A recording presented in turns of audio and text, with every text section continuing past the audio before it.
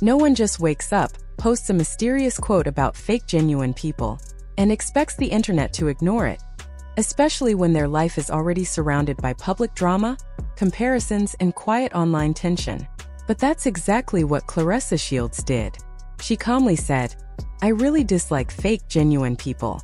No names, no explanation, just a short statement dropped into the timeline like it meant nothing. But moments like this are never random. The timing matters. And when there's already tension in the air, people start reading between the lines. For weeks, the vibe between Claressa and Remy Ma seemed different.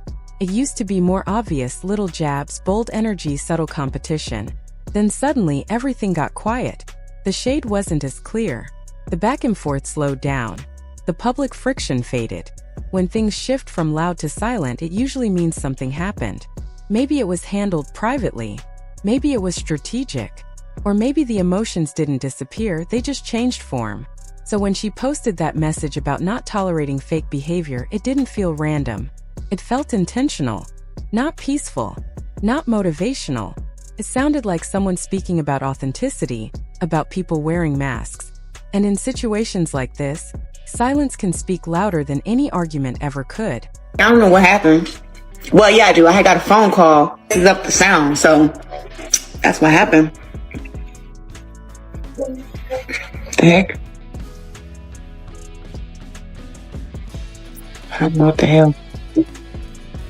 Can anybody see me? Can y'all hear me? What's up? I don't see no. It's getting my nerves. Hey, can y'all hear me? Can y'all see me? We can see and hear you clear. Yes, I can. Loud and clear. So y'all, well, why can't I see myself? What the word? I can't even see myself. This phone's acting so dumb. Hey. Y'all can hear me and y'all can see me, but I can't see myself. Yo, when I tell you YouTube is acting crazy tonight, it's acting crazy. Give it a minute. Okay.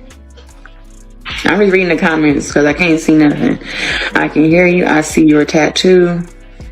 Okay. Hi, beautiful. Yes, I hear you. Is it true you and Pap what? First of all, how can somebody else announce something that they don't know nothing about? Me and Pap are happy as can be. That's clear from my Snapchat. I've been posting that since yesterday. I don't know why people want to run and try to tell something that's not true about other folks. That's kind of weird. Tapped alive? I don't. But either way it goes, I got on here. Let's be real for a second. In this whole situation, who has been called performative? Who has been accused of copying someone else's style? Who has been looked at sideways for carefully shaping their public image? And who has been described as calculated instead of honest? These aren't direct accusations. They're just questions. But sometimes the questions say more than a clear statement ever could. When someone talks about fake genuine people, it's not just about dealing with obvious fake energy. It usually points to something deeper. It suggests someone who appears natural and sincere on the surface, but behind the scenes is thinking through every move.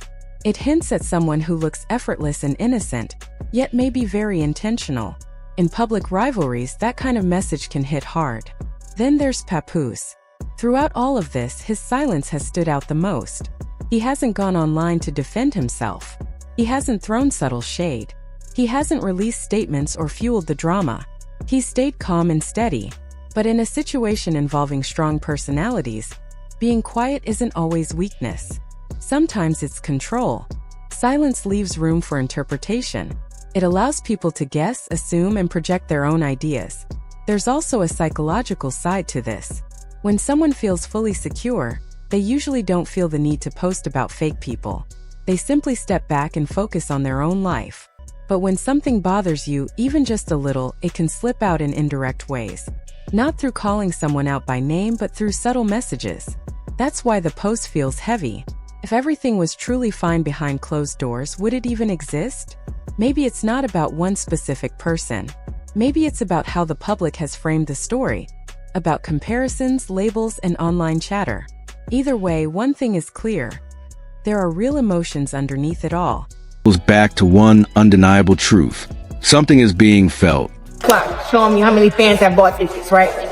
And to see that we're over 13,000 fans who have bought tickets already, and the venue only holds 18,000, that's a lot to celebrate. Okay? This whole rumor, oh, Claressa don't sell tickets, fans are not coming out, it's always been a myth that was started by Savannah Marshall. And she stopped saying it because I told her I was going to sue her ass. She stopped saying it because it was a lie.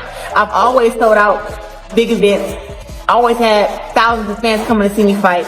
Now with my brand being bigger, with all my last fans who've been supporting me this whole time, along with my new fans that has come with my new starters. Because when you got new starters, you got different levels, and you got new fans. I want to thank all of them for buying their tickets. Those who got their pre-sale tickets. People bought the tickets as soon as the fights went on sale, right? And now that we only have, 5,000 more seats left, to anybody that was saying that I can't sell, saying that women's boxing don't have fans, I proved you to be a lie once again. Thank all my fans. And to all my haters, hopefully y'all get some tickets too. Because in 2025, we're in the top five events. Well, she said, I didn't say.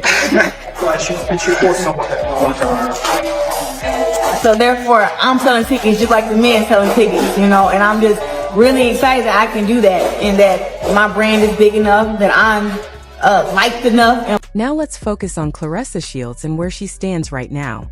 She's in a serious phase of her career, big fights ahead, debates about her legacy, constant public attention, and relationship issues playing out in front of everyone. This isn't the time for confusion or drama. She can't afford to lose focus. If there is tension in her personal life, it has to stay controlled. But bottled up feelings don't just disappear. They build over time. And when pressure builds, it eventually finds a way out. Through small hints, quiet posts, or subtle changes in tone. That recent message feels like one of those small releases. Feels like one of those leaks. Hey, it's your girl, Claressa the Gold Shields, and we are here in Detroit at the Auto Show. February 22nd, I'll be defending my undisputed heavyweight world championship versus Franchon Cruz Earn.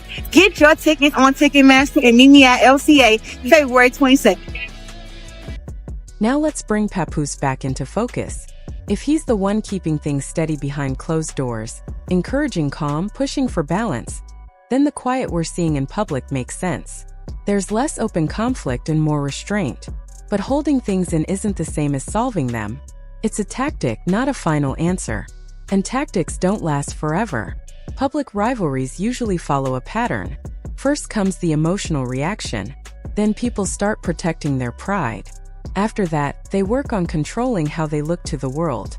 Finally, everything goes quiet. Right now, it feels like things are sitting somewhere between image control and total silence. That stage can be the most intense, because it's when plans are made and sides are chosen without announcements. If Claressa Shields had a specific person in mind, why not just say their name? Because direct callouts create instant headlines and loud drama. Indirect messages, though, create curiosity. Mystery keeps people watching. It keeps the conversation alive without turning it into a public explosion. That can be a smart move, especially if Papoose values peace while a major fight is coming up. Sometimes staying subtle works better than shouting. Optics matter too. If Remy Ma stays calm while Claressa posts about fake behavior, who looks more unbothered? On the other hand, if Claressa wins her next fight in dominant fashion, will people see that message as confidence instead of frustration? And if relationships shift later, fans might look back at this post and call it a warning sign.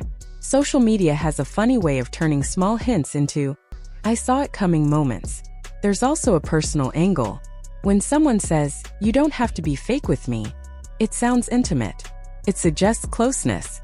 It hints at someone acting differently in private than they do in public. That makes it feel less random and more emotional.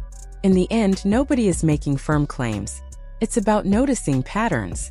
Papoose is quiet. Remy appears steady. Claressa shares subtle messages. When all three energies shift at once, something is happening.